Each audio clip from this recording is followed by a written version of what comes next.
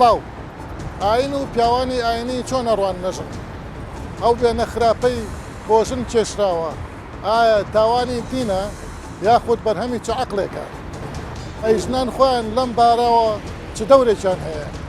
ئەی سیاسەت چ دەورێکی هەیە بینەرمان بن.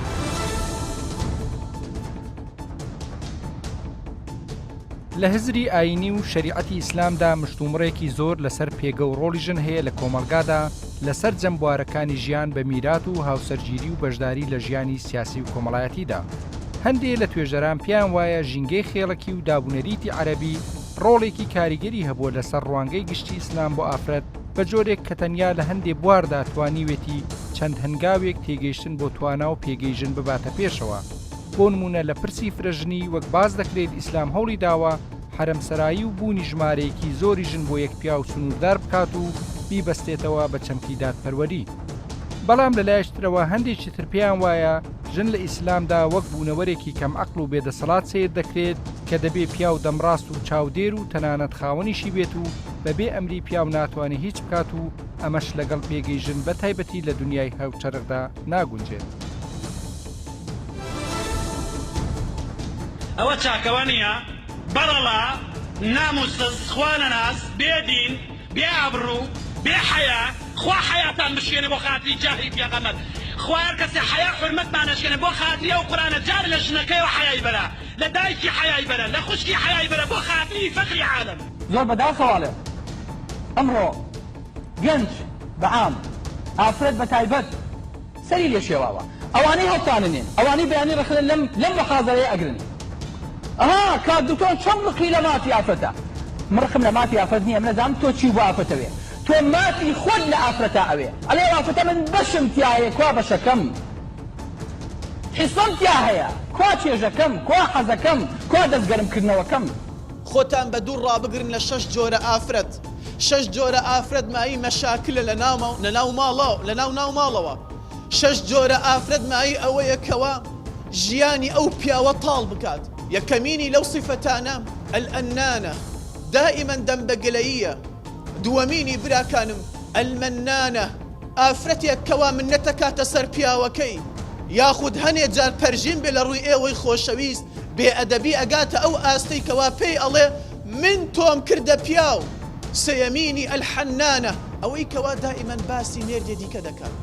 چوارەمینی ئەلبەڕاقە شەو ڕۆژ خەریکی دەموچاوێتی بەرامبەر ئاوێنەیە. پێنجەمینی زانایان دەفەرمون وەلحەداقە چاوی چی ببینێت ئەوە داوا دەکات. و هەروەها لە کۆتاییدا ئەشەداقە ئافرەتێک کە زۆر بڵێت ئافرەتێک زۆر قسە بکات. ئافرەت چوو بۆ بازار براکانم ڕایان بێنن نابێ بناسرێنەوە.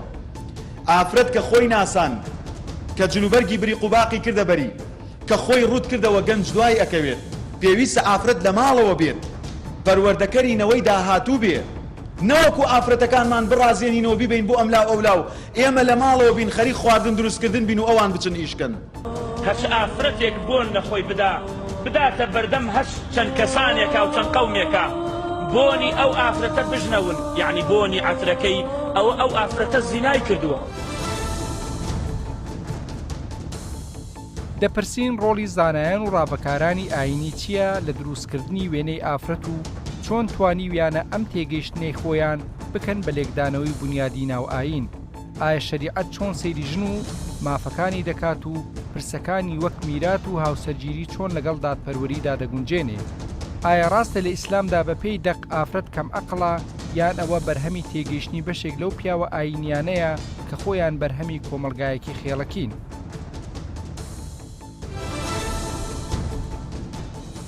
ئێمە باس لە مافی ژنەکەین ئەمە لە ڕووە دینیەکەی و بازێ تشک بخەمەسەری زۆر جار مامۆستایان یا زانایانی ئاینی یا بانگخوازن ئەڵێن ئیسلام مافی پیا و ژنی وەک یەک داناوە. من حەزەکەم لێرە ڕاوەستم لەسەر ئەم قسەی زۆر دقیق نییە. بۆ نمونە لە مەسەلەی میراتە سیرەکەین پیا و طبعا میرات مافە خۆ ئەرک نییە وەک یەک نییە. بۆ نمونە لە مەسلەی زەواجە پیاوەتوانە چوارژن بێنێ تۆ پێت وایە ئەم قسێ بەم ڕەهاییە مافی ژن و پیا و لە ئیسلام یەکسانە پێت وایە ئەم قسەی حەقیقەتێکە یان مەجازێکە بۆ تێپەڕاندنی کاتێک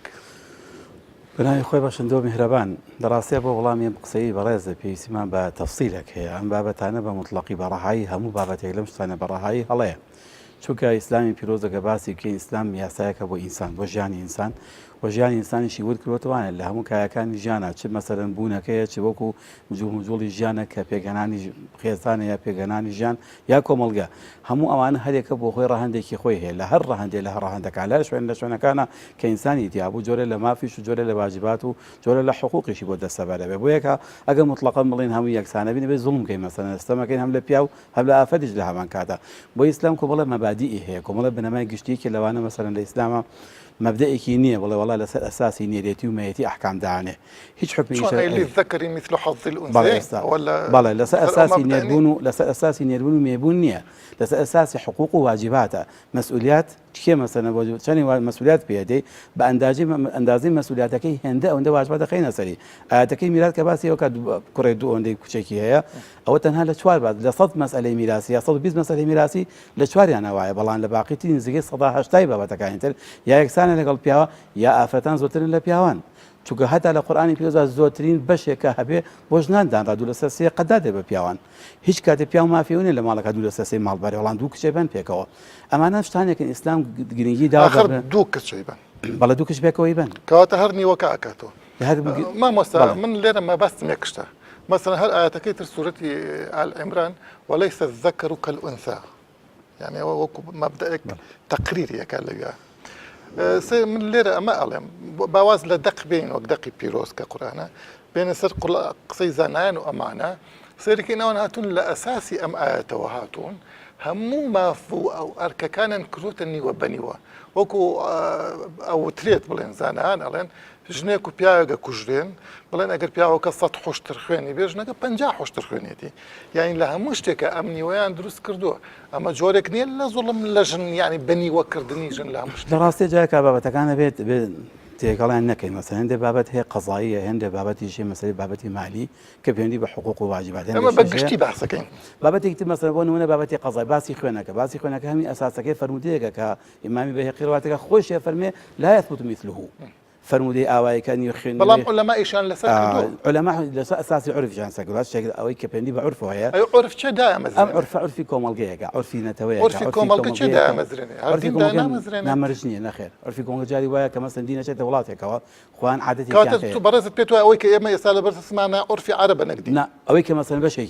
بەشێکی لەو حکمانێکە لە زەمانێکە واکراوە ئەوە ڕچاوی عورفی عادەتی هێندە قەبیلە و عەرەب بووە بۆ شێوازە مەسەلەن ئەم بابەتە ئەمە باقسەکەم تخۆباتەوە بس ما يم تفصيلي يعني لحال حزرة بارزت بيتوا خويني جنو بيا وكيكن لا هند مزابل فقه إسلامية في موايا قرآن بس قصاصي كدو لقصاصها فنمي أنثى وكأنثى حرب وكيجوان لقصاصة أو قصاصة ينسى تخمين إخوانك وكذا قردو صار أو أمور قضايا كوا قاضي شو كدقيق تأتبت معني ديالي كذبه بدقيق ديالي نكراو كديالي نكراو أو كذا قضابر على ده قضابر على ده خوينا مكسر شو تخمينك باش يقرأت أبو عرفي وكومل جي جنجي عرفي خد 10 جواز به أي رشاوي عرفك بك أصلح باش ربو كومل يا رشاوي نك عرفك نكاد يكسان يعني أو قضاء سربشك لو بابتك قضايا سربشك أرجع قضاء فقه إسلامي فقهاء هند فرميانا وهند فرميانا أما أو حكم قضايا كسم أساس بني هذا نقبل تبالو والله ما بحكم كي عام إسلامي مطلقة ما تواني للابين برزت بيتوا ما في لجني لنيوان جنو بيا ولا شريعته برهاي وكو يكنير وكو لروي ما فنا شو كبوه بوشي وكو يكنين ليس بدوش تجاك إنه الإسلام خواهي قولا أساسي مسؤوليات وهروها واجبات وحقوق داناوا اگر اول افر الاسلام لقوا بيا بيد ديزاين حقوقي واجباتي افر ثانيه واجباتي بياو ثانيه الاسلام واجباتي سرشاني بياوان زوتر لافتان كزوتر ما في ذات اللي هندش ولا لهندش جا ما في ذاتي دعوتي شو مسؤوليتي ذاتي كسب كارمديم دايريكي هو مفهوم ازاي حكومتها اي شكل باندازي مسؤوليات اللي بوستك خما معاشرات معناه ما كمرخينيه بو منو بريزي وبو مدير باش اما يسا مفهومه من اسماء سر ديو يشتري مسألة هر لسر مسألة جنوبيا برازت فرمت زوجت عرفة يمن احاديث زوجت معناه لوجه اشاره بو عرفه بلا من دعي اكريت قاعده شي قشتي لدينا بون منا النساء ناقصات عقل ودين كأو زور الحاح إلى سركري دوم لن يفلح قوم ولو أمرهم امرأة مثلا أما ولو قصي بعض الزنان بسؤال أو تايبت بو بجن كسراي فارس وأمانة بلام دواي سيركين أما أكريت قاعدة شي قشتي لنا شريعة إسلام بو نمونة تنانت حسن بناش رحمة إخوائي ليبي كيشك هم عن أزامي مؤسسي إخوان المسلمين أيش وكخون خندمته الله أفرد أصلا بيني محاماتي شبكة نقزاوت يعني أما بلين أم قاعدة والرسوة تناو شريعة إسلام لا مش تجاجن تنان لقزاوتيشا تنان لمحاماتيشا بيروانا بين بيتواني أما حقيقتك لناو شريعة إسلام والتاريخ إسلامات وتخواره دراسيتها أو قصيك أم قصي جناب طليل أو موجودي هي راسة والله أم كيش كمان لتشيع كيش كمان لوايا أو زاناني كدين أم دقانا خوينوا أبي بيسك زاناك بو سدمي خوي دق خوينا باش إمام قرافي رحمة إخوائي بكم الله يعسى زوجواني هي بو ناسين فرموده پیوایە پێغەمبەری خوا عەلەیهی سڵات وسەلام تەنها پێغەمبەرێکە و لەناو کۆمەڵگەیە کە پێغەمبەر و ڕەسوولیشە بەڵام ئینسانێکی ئاساییشە بەڵام کەسێکە مڕەبیە بەڵام مامۆساشە بەڵام معەلیمیشە إنسانيشا بەڵام ئینسانیشە لە هەمان کاتا جاری وایە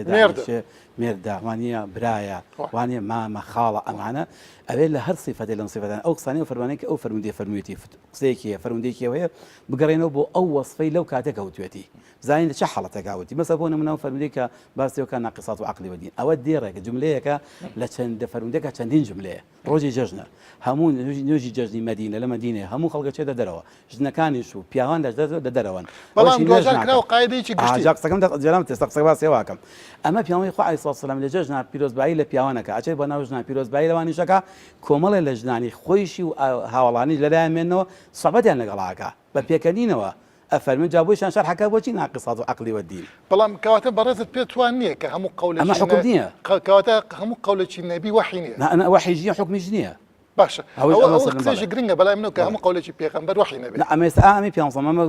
ئادابی سوحبەتە لە مەسەڵەن بریتێ لە پیرۆزبایی ڕۆژی بەڵام ئێمە حەدیثێکمان هەیە وەڵی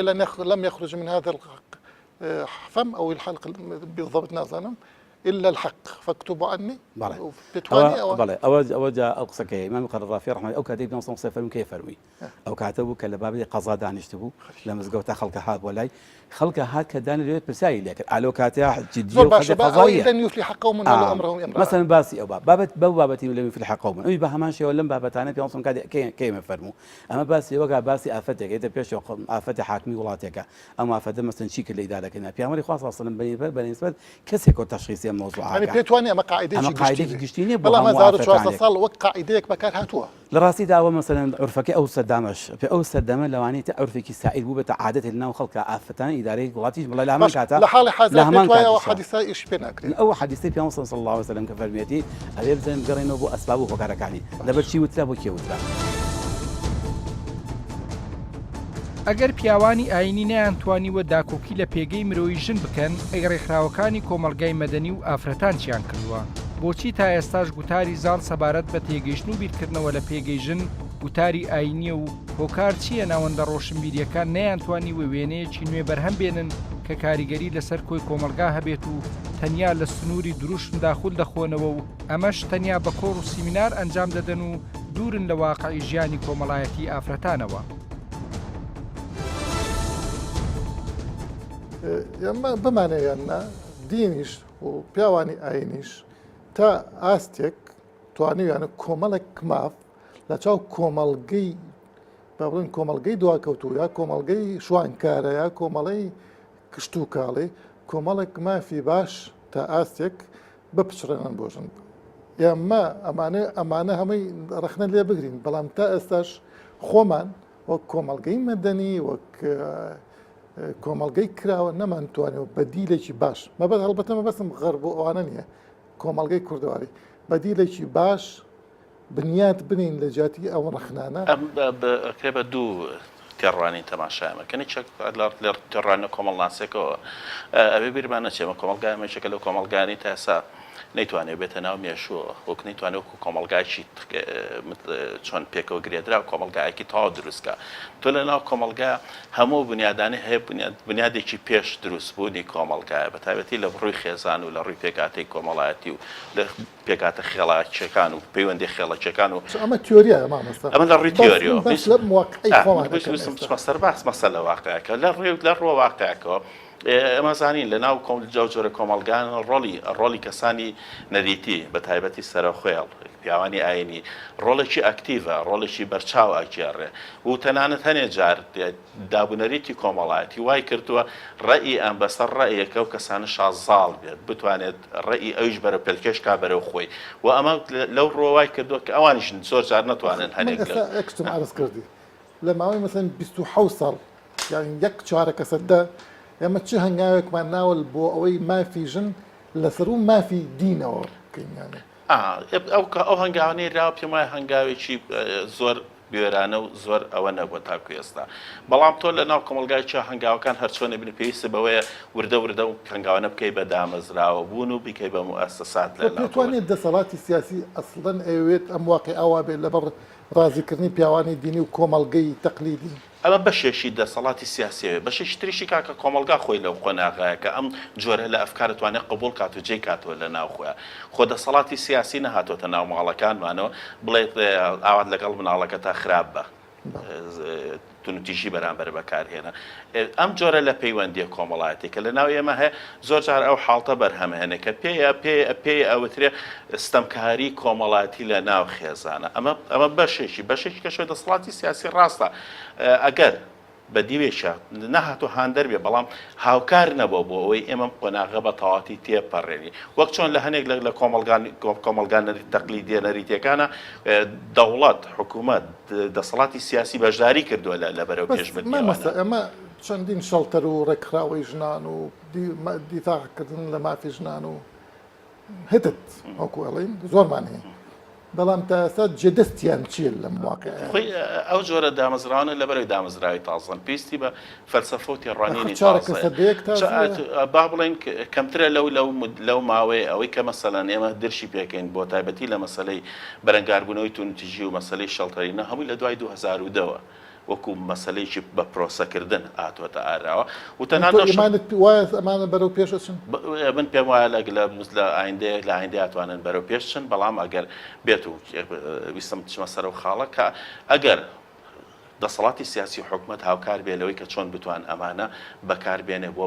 بەرەو پێشبردننی کۆمەلگا و بتوانێت ڕویایکی تێڕوانیش کۆمەڵایەتی بۆم حاڵەتە دروستکە بەڵام کێشەکە لێرەوەی زۆر جار ئەو یاسانە ئەو کێشانێکە بە تایبەتی شەڵ دروستکردنی ئەم جۆرە شوێنانە هەنێ جار بەداخەوە هەنێ ئەمە حاڵتێکی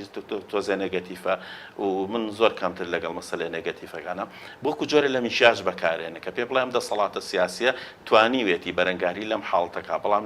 لە جەوهەرە هەمان مارەسەی هەمان حاڵەتە و شەڵتەرەکانیش دروستبوونی شەڵتەرەکان هەنگاوێکە بۆ ئەوەی کە بتوانین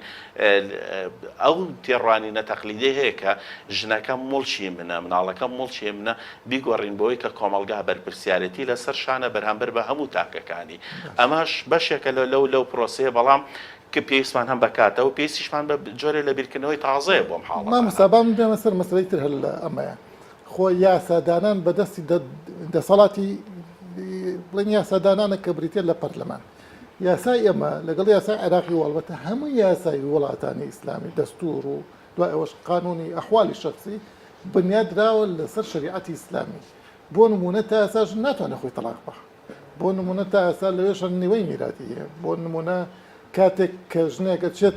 داوای تەلاقەکە ئیجێڕنەوە بۆ بەیتی تاعا وەکو لە قانون هەیە باشە خۆ حکومە دەتوانێت دەستکاری ئەمانە بکات یەک کێشێک لەو حاڵتانە ڕاستە مەسەل حکومە دەتوانێت دەستکاری ئەمانە بکە بەڵام بیرشت نەچێت بیرکردنەوەی کۆمەڵایەتی هەیە زۆر جار بەهێزترە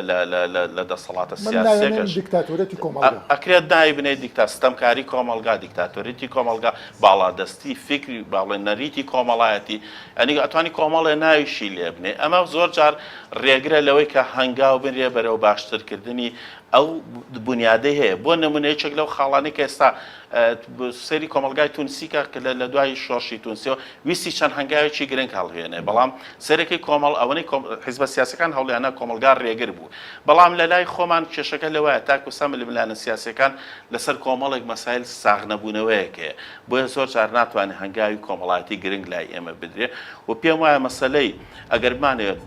تەنها یەکێک لە چەمکەکان تاوانبار بکەین لەو حاڵدا پێم وایە توانکەوینە هەڵەیەکەوە.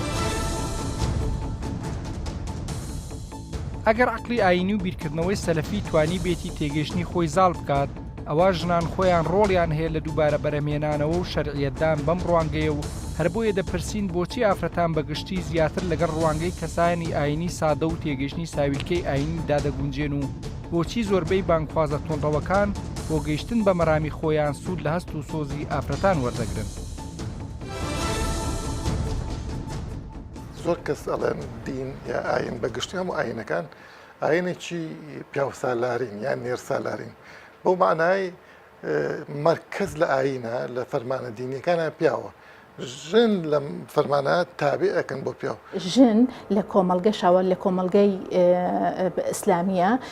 هەمویان بڵین کائینێکی ئەتوانم بڵێم دەستەمون ملکەچن بێ ئیرادن گوێڕایەڵن ئەبێ فەرمانیان بەسەرا بکرێ و نابێ ئەو پلانەی کە ئەو پلە و پێگانەی ئەمە گرفتەکە لە دینە لەم شتایە بڵین نەریت و باو کۆمەڵایەتیەکان وای پێتوانێت ئەسا کۆمەلگەی ئیسلامی بەگشتی نەیتوانێت پێ بنێتە ناو مۆدێرنەوە بۆی هەر لە قۆناغی پیا و سالاریە چکە ئێمە پێمان وایە هەمیشە کاتێک کە ئەمانەوەی هەنگاوێک بنین بۆ پێشەوە بەداخەوە ئەگەڕێنەوە بۆ ڕابردوو و بە بیرکردنەوەیە کە 1500 ساڵ پێش پێتوانێت خۆی ژن حەزی لەوەیە حەزەکە دەرەجە دوور بێ حەزەکە تابعی پیاو بێ هیچ ژنێک من وەکو ژنێک وەکو ئافرەتێک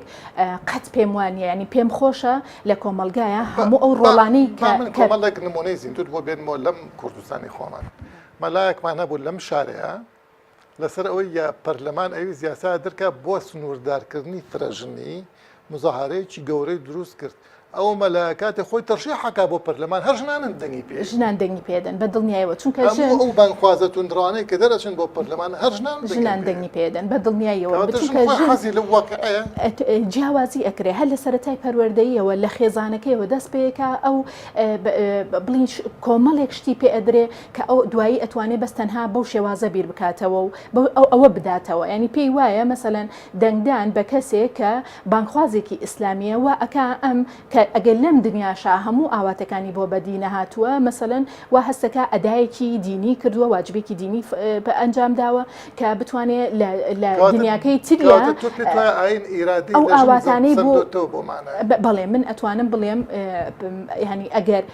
دین وەکو ئەو شێوازی کە تا ئێستا کە ساڵی 2010 هاتووەتە بەردەستی ئێمە بە هەموو شرۆڤەکە کارەکانیەوە بە هەموو مفەسرەکانیەوە بە هەموو مەزاهبەکانیەوە کە لە مەزهبی ئیسلامیا بڵین 15 مەزهبی سەرەکیمان هەیە بەڵام کورد هەمیشە چواری ئەناسێ چکار دایم بە چوار مەزهب سوێنەخوا ینی تۆ ئەگەر هەموو ئەمانە بیهێنی کە مادام تۆ سەرچاوەکەت یەک کتێبە قورئانە ناکرێ ئەم هەموو تەفسیرە هەڵگرێکێک هەر لە ئەمانە هەمووی بە دیدگای مرۆیی خۆی هاتووە تەفسیری بۆ دەقەدینەکان کردووە ئەگەر دینی ئیسلام بێوێ بۆ ئایندە ئیدامە بدا بەمانەوەی عەفو مامۆستاگیان ئەگەر بێوێ بۆ ئایندە ئیدامە بدا بەمانەوەی خۆی ئەبێ یان مفەسرەکانی یان ئەوەی مەسەلەن کە پێی ئەوترێ جامیعەی ئەزهەر کە سونەکان زیاتر پشتی پێ ئەبەستن و ئەمەی سونە حەوزەی علمی و ئەوانی کە شیعە کە شیعە مەزهبی شیعە بڵین پشتی پێ ئەبەستێ ئەبێ جارێکی تر بێنەوە دین بە شێوازێکی نوێ لەگەڵ سەردەما دابڕێژن أما تودقك يا ألا النساء ناقصات عقل ودين لا يفلح قوما ولو أمرهم امرأة رأيتكن أكثر أهل النار يعني خو معنى الدقن وتفسيرك لو يعني كلمات أوي دوميان لن يفلح قوما أو حديثك كبخاري بلين وجوهي بقشتي هم حديثك كان بمشي بيوم بمشي السلبية أجر رأس سيري جناك بمبر باك ملاحظات بمه ماك حديث دينيو باسی ژن بکە بە جوانی بەناسچی ئەویش ژنەکە بەچی بە شوشە آخر خۆشوشە ڕاستە جوانە بەس شتێکی ناسکە بێ بەس پارێزگاری لێ بکەین بەڵێ ئەوەش جارێکی تر لە زڵمیە وەرگرتنەوەی ئیرادەیە لە ژن ینی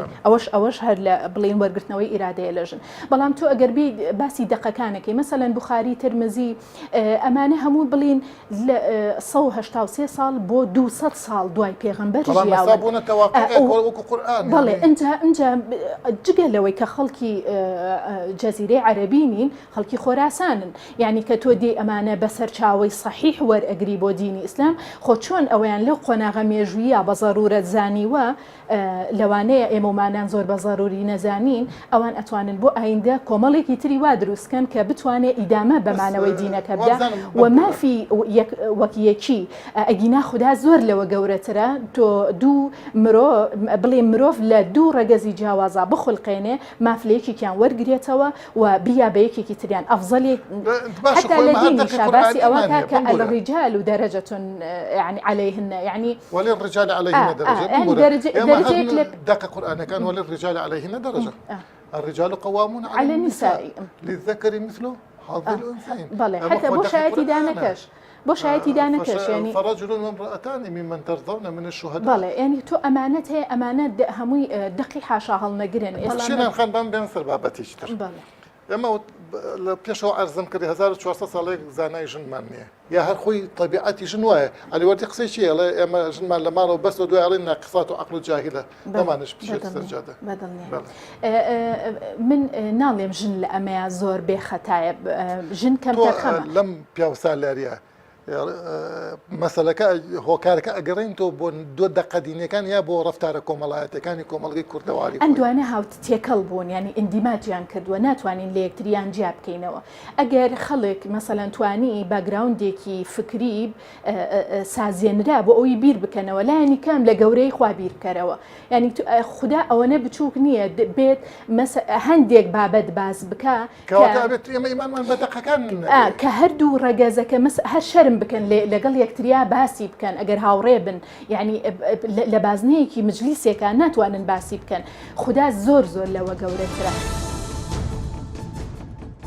هەمیشە کێشەی ئافرەت کێشەیەکی سەرەکی ئاین بووە کە خۆی نەیتوانی وە گزارش لە خۆی بکات. ئەقلیەتی پیاوسالاری و بیرکردنەوەی ئاینی بەردەوام هەوڵی شڕۆڤێژن و پێگەی ژن دەدەن بەبێ ئەوەی دەرفەتی ئەوە بە ئافرەت بدرێت خۆی باسی خۆی بکات و لەوێشەوە وێنەیەکی جیاواز سەبارەت بخۆی بخاتەوە.